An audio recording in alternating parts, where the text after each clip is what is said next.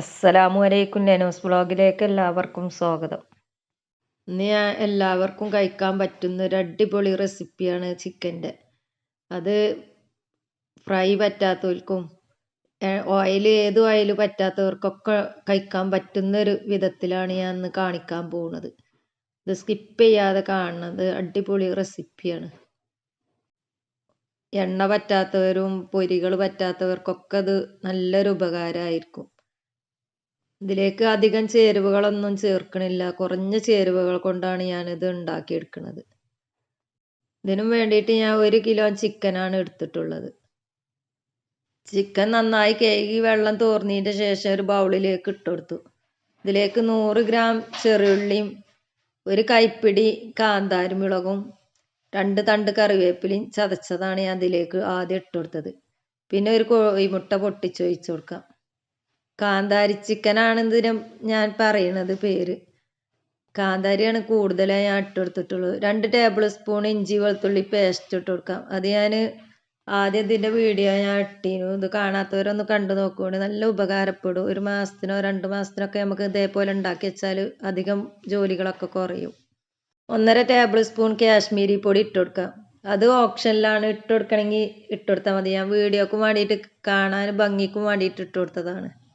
1 table spoon മഞ്ഞൾപ്പൊടി ഇട്ട് കൊടുക്കാം. 1/4 ടീസ്പൂൺ പെരുംജീരകപ്പൊടി ഇട്ട് കൊടുക്കാം. പിന്നെ ഒരു ചെറുനാരങ്ങൻ്റെ നീര് ഫുള്ളായിട്ടും ഒഴിച്ചു കൊടുക്കാം. ഇതിൽ നീര് കുറച്ച് കമ്മിയാണ്, അതുകൊണ്ട് ഞാൻ ഒന്ന് ഫുള്ളായിട്ട് ഇട്ട് കൊടുത്തത്. ഇതിലേക്ക് ഇനി ആവശ്യത്തിന് ഉപ്പും ചേർത്ത് നന്നായി മിക്സ് ചെയ്യാം. കാശ്മീരി ചില്ലി ഞാൻ കളറിനും വേണ്ടിയിട്ട് മാത്രം ഇട്ട് കൊടുത്തതാണ്, അല്ലാതെ എരിവിനും വേണ്ടിയിട്ട് ഇട്ട് കൊടുത്തതല്ല. ഫോട്ടോത്തിൽ കാണാൻ വെളുത്ത കളറാവും കരുതിയിട്ട് ഞാൻ ഒരു കളർ കിട്ടാനും വേണ്ടിയിട്ട് ചേർത്തതാണ്. നിങ്ങൾ ഉണ്ടാക്കുമ്പോൾ കാശ്മീരി ചില്ലി ചേർക്കണമെന്നില്ല. ഇതിന് ലാസ്റ്റ് ഞാൻ കുരുമുളക് പൊടിച്ചത് ചേർക്കുന്നുണ്ട്. കൈകൊണ്ട് തന്നെ നന്നായി കുഴച്ചെടുക്കുകയാണ് ഏറ്റവും നല്ലത്, മസാലകളൊക്കെ എല്ലായിടത്തും പിടിക്കാനും വേണ്ടിയിട്ട്. എന്നിട്ട് ഞാൻ പിന്നെ ഇത് 1/2 മണിക്കൂർ റെസ്റ്റ് ചെയ്യാൻ വെക്കുന്നുണ്ട്. സമയമില്ലെങ്കിൽ ഒരു 10 മിനിറ്റെങ്കിലും വെക്കണം. 1/2 മണിക്കൂർ കഴിഞ്ഞിട്ടാണ് ഇത് പിന്നെ ഫ്രൈ ചെയ്തെടുക്കണം. ഫ്രൈ ചെയ്യല്ല, വറ്റിച്ചെടുക്കുകയാണിത്. ഇപ്പം മഴൻ്റെ സമയമായതുകൊണ്ട് എല്ലാവരുടെ പറമ്പിലും കാന്താരിയൊക്കെ ഉണ്ടാവുമല്ലോ. അപ്പോൾ കാന്താരി വെച്ച് നമുക്ക് ഉണ്ടാക്കാൻ പറ്റുന്ന ഒരു അടിപൊളി റെസിപ്പിയാണിത്. ഇത് ഞാനിനി ഒരു 1/2 മണിക്കൂർ റെസ്റ്റ് ചെയ്യാൻ വെക്കുകയാണ്. അടച്ച് വെക്കാം. കാന്താരി കൂടുതൽ ഇനി വേണമെങ്കിൽ എരിവ് വേണമെങ്കിൽ കൂടുതൽ പിന്നെയും ചേർക്കാം കേട്ടോ. ഞാനിപ്പോൾ അത്രേ ചേർത്തിട്ടുള്ളൂ. ഇപ്പോൾ ഇത് 1/2 മണിക്കൂർ കഴിഞ്ഞതിന് ശേഷം ഒരു പാൻ അടുപ്പത്ത് വെച്ച് 2 ടേബിൾ സ്പൂൺ ഓയിൽ ഒഴിച്ച് കൊടുക്കുകയാണ്. ഞാൻ വെളിച്ചെണ്ണ തന്നെ ഒഴിച്ച് കൊടുത്തിട്ടുണ്ട്. ഏത് ഓയിൽ വേണമെങ്കിലും ചേർത്ത് കൊടുക്കാം. കൂടെ വെളിച്ചെണ്ണ ചേർക്കണത് ഇത്ര തന്നെയുള്ളൂ, 2 ടേബിൾ സ്പൂണ്. 1/4 ടീസ്പൂണ് നല്ല ജീരകം പൊട്ടിച്ചെടുക്കാം. അതിൽ ഗ്രാമ്പൂ, പട്ട, ഏലക്ക ഇതും ഇട്ട് കൊടുക്കാം. ജീരകം മൂത്ത് വരുന്ന സമയത്ത് തന്നെ ഫുള്ളായിട്ട് ഇട്ട് കൊടുക്കാം. എന്നിട്ട് നമ്മളെ ചിക്കൻ ഇതിലേക്ക് ചേർത്ത് കൊടുക്കാം.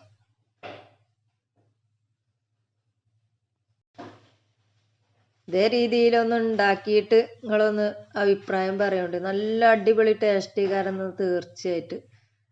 ഇത് ശരിക്ക് ഗീ റൈസ്, പൊറോട്ട അങ്ങനത്തെ ഒക്കെ കൂടെ കഴിക്കാനാണ് ഏറ്റവും നല്ല ടേസ്റ്റ്.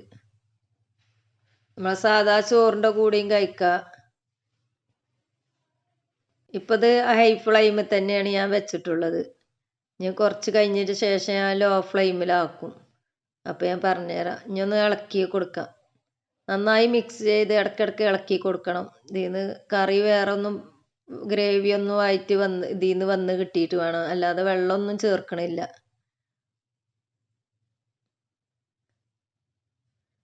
ഇതിലേക്ക് സവാളയോ തക്കാളിയോ ഒന്നും ചേർക്കണില്ല. പുളിക്കും വേണ്ടിയിട്ട് ആ നാരങ്ങൻ്റെ നീര് മാത്രമേ ചേർത്തിട്ടുള്ളൂ.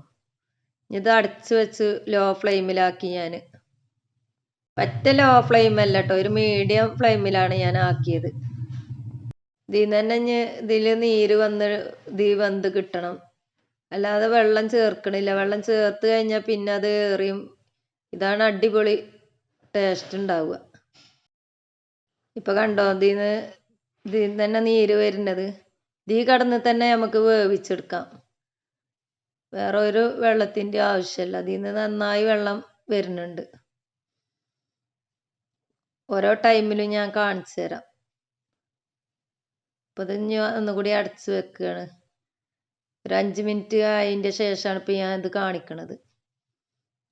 ഇനി ഒരു 2 മിനിറ്റ് കൂടി കഴിഞ്ഞതിൻ്റെ ശേഷം ഞാൻ വീണ്ടും കാണിച്ചു തരാം. ഇഷ്ടപ്പെടുകയാണെങ്കിൽ ഒരു ലൈക്ക് തരിക, സബ്സ്ക്രൈബ് ചെയ്യാത്തവരൊന്ന് സബ്സ്ക്രൈബ് ചെയ്യുക, എല്ലാവർക്കും ഒന്ന് ഷെയർ ചെയ്ത് കൊടുക്കുക. ഇപ്പം അത് 3 മിനിറ്റ് കൂടി കഴിഞ്ഞപ്പോൾ ഞാൻ വീണ്ടും ഒന്ന് തുറന്ന് നോക്കിയതാണ്. ഇപ്പം ഇതിന്ന് നന്നായി വെള്ളമൊക്കെ വന്നിട്ടുണ്ട്. ഈ വെള്ളത്തിൽ കിടന്ന് കണ്ട് തന്നെ വെന്തോളും. ഇത് മൊത്തത്തിൽ ഞാൻ 20 മിനിറ്റാണ് വേവിച്ചെടുത്തത്. ഇപ്പോൾ കണ്ടോ, ഇതിൽ മസാലകളും ഒക്കെ ഉണ്ട്. ഇടയ്ക്കിടയ്ക്ക് നമ്മൾ എന്തായാലും ഒന്ന് ഇളക്കി വേവിച്ചെടുക്കുകയാണ് ഏറ്റവും നല്ലത്. ഇനി അടച്ച് വെച്ചിട്ട് ഞാൻ വീണ്ടും കാണിച്ചു തരാം. ഇപ്പോൾ ഒരു 12 മിനിറ്റ് ആയതിൻ്റെ ശേഷമാണ് ഇപ്പോൾ ഞാൻ തുറക്കണത്. ഇപ്പോഴും ഉണ്ട് ഇതിൽ ഗ്രേവി. ഇതിപ്പോൾ വെന്തൊക്കെ ചെയ്തിക്കണ്.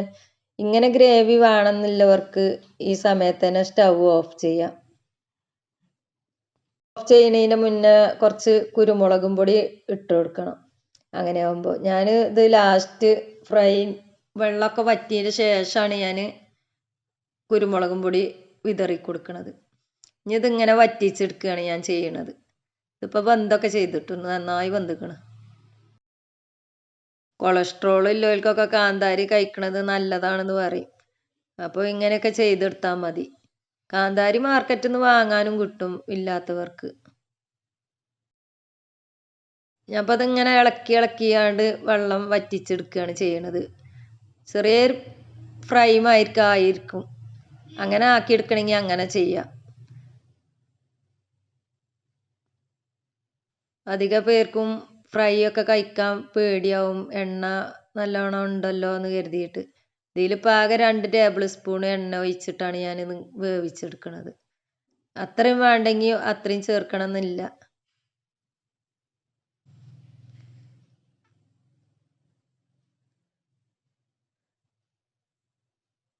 നന്നായി മുരിക്കണില്ല എന്നുള്ളൂ, ഫ്രൈ ചെയ്ത പോലെ തന്നെയാണ്.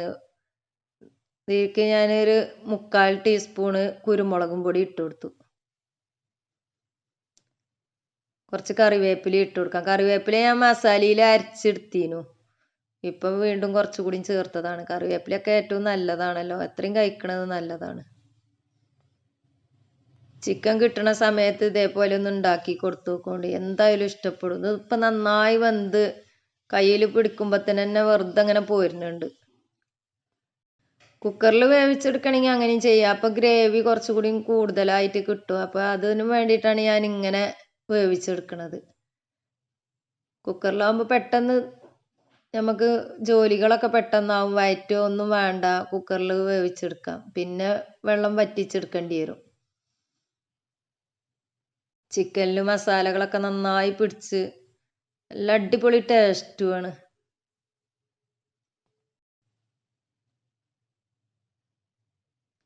ഇതിപ്പോൾ ഏകദേശം നന്നായി മുരിഞ്ഞ് വന്നിട്ടുണ്ട്. ഇനി അത് സ്റ്റൗ ഓഫ് ചെയ്യാണ്.